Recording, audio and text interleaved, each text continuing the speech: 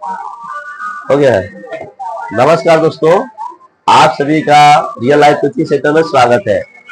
हम वीडियो नहीं बना पा रहे थे क्योंकि लाइव चला रहे थे यूट्यूब पर, इस वजह से नहीं बना रहे थे, लेकिन अब यूट्यूब पर लाइव भी चल रहा है और ये भी बन रहा है। ठीक है, आप लोगों को जहां तक समझ में आए तो इसे आपको शेयर, सब्सक्राइब और लाइक जरूर कीजिएगा, है ना। अब हम बात करने जा रहे हैं, हमारा चैप्टर है लाइट क्लास 8 के लिए, राष्ट्रीय है 100 मेगा छात्रवृत्ति के लिए जो हम चलाते हैं, आपका एनएमएस का 2026 के लिए जो हम तैयारी करा रहे हैं, उसी का ये पार्ट बन रहा है।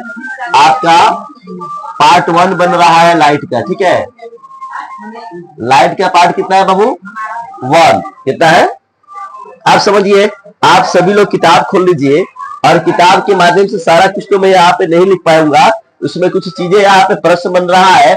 13.1 का टॉपिक जो हमारा बोल रहा है, वस्तुओं के दृश्य को कौन बनाता है। क्या अगला इसमें प्रश्न भी बन रहा है, क्या आप अंधेरे में किसी वस्तुओं को कैसे देख पाते हैं। दर्पण क्या है, परिवर्तन के नियम जानना है हमें। ठीक है, तो इतना चीजें हम लोग जानेंगे कि क्या है। देखिए, दुनिया में जितनी भी वस्तुएं हैं वो हम सब किसके सहारे देखते हैं? प्रकाश के सहारे। किसके सहारे? हम जितनी भी वस्तुएं हैं वह किसके सहारे देखते हैं?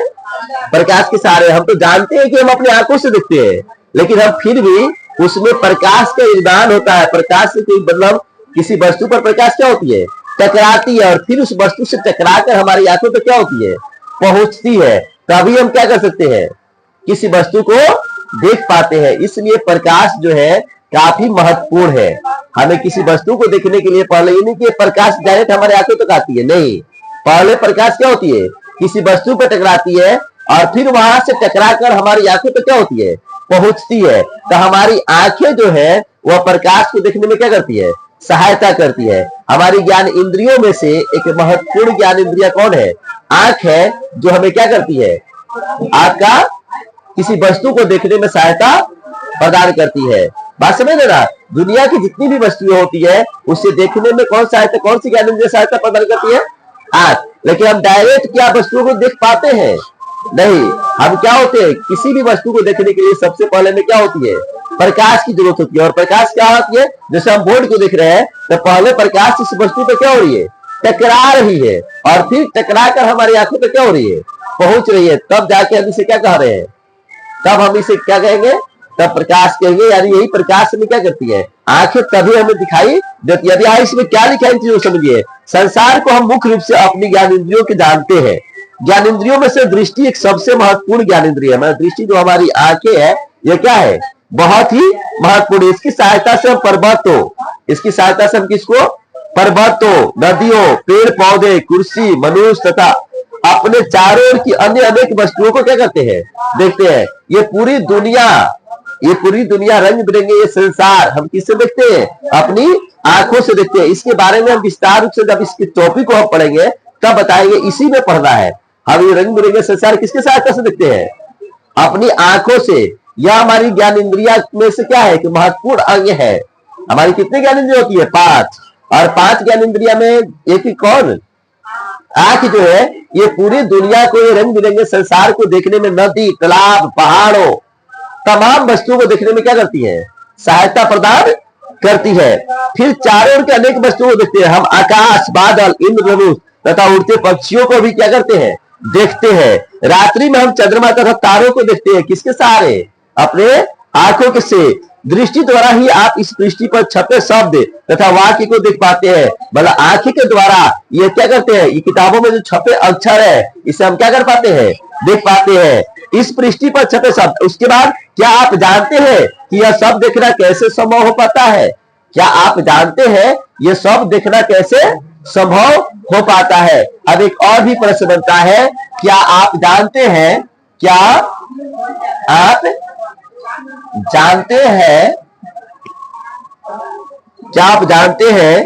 कि ये सब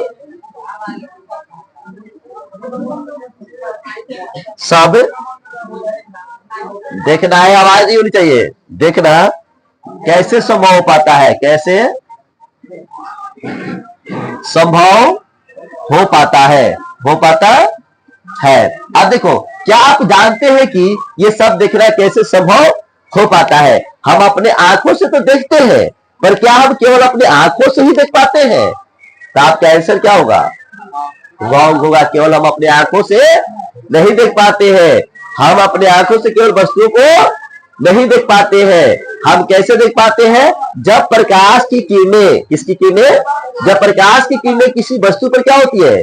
टकराकर हमारी आंखों तक पहुंचती है, तब हम किसी वस्तु को क्या कर पाते हैं? देख पाते हैं। ऐसे तो हमने देखा कि हमारी ज्ञान इंद्रियों में सबसे महत्वपूर्ण ज्ञान इंद्रिय कौन है? आंख। ऐसा नहीं है कि कोई, सभी ज्ञान इंद्रिया अपने आप में क्या है? महत्वपूर्ण है। सभी ज्ञान इंद्रिया अपने आप में क्या है? महत्वपूर्ण है। लेकिन हम बात कर रहे हैं प्रकाश का, तो प्रकाश की दुनिया, संसार को देखने में हमारी आंखें क्या करती है? सहायता प्रदान करती है। क्या प्रदान करती है? लेकिन आंख, क्या हम केवल आंखें के द्वारा ही इस वस्तु को देख पाते हैं? कैंसर होगा नहीं। क्यों? ताकि अब इसका आंसर इसी किताब में मिल जाएगा, आपको समझ में आ जाएगा। क्या आप जानते हैं कि ये सब देखना कैसे संभव होता है? तो आप इसके आंसर लिखेंगे, हाँ हम जानते हैं ये सब संभव देखना किसके सहारे होता है? प्रकाश के कारण। जब प्रकाश की किरणें किसी वस्तु पर क्या होती है? टकरा कर हमारी आंखों तक पहुंचती है, तो हम क्या होता है? किसी वस्तु को देख पाते हैं। कहीं दिक्कत किसी को? चलिए अब इसके आंसर की तरफ हम ढूंढते हैं। फिर इसमें प्रश्न, अब हमारा 13.1 जो टॉपिक है, वस्तु का दृश्य कौन बनाता है? वस्तु का दृश्य कौन बनाता है? मतलब हम तो दृष्टि से देख लेते हैं। दृष्टि क्या होती है? हमारी आंख है। दृष्टि किसको बोलते हैं? अरे आप लोग परिभाषित शब्द पढ़े होंगे, दृष्टि, नयन, नेत्र, ये सब क्या है? आंख है। क्या है?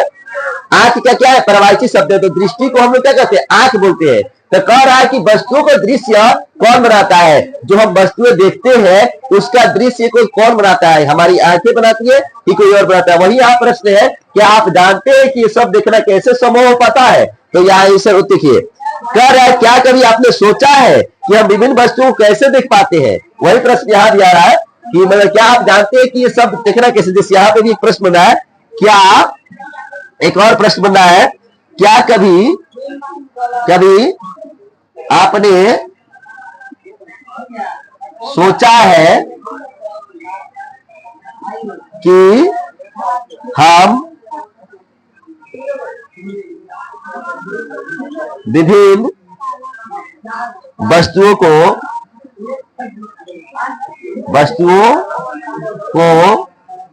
कैसे देख पाते हैं? कैसे देख पाते? अच्छा, इन दोनों प्रश्न में कोई अंतर दिख रहा है आप लोग को? या कह रहे क्या आप जानते हैं कि ये सब देखना कैसे संभव हो पाता है? मतलब जो हमने देखा पर्वत, पहाड़, रंग बिरंगे संसार, ये सब हम जो देख पा रहे थे किसके सहारे दिखते थे? आंख के सहारे। लेकिन आंख हमें दिखाता था तो किसके सहारे दिखाता? केवल हमारा आंख का ही योगदान था कि और किसके द्वारा? फिर कह रहा है, क्या कभी आपने सोचा है कि हम विभिन्न वस्तुओं को कैसे देख पाते हैं? तब देखिए दोनों क्वेश्चन लगभग मिला क्या है?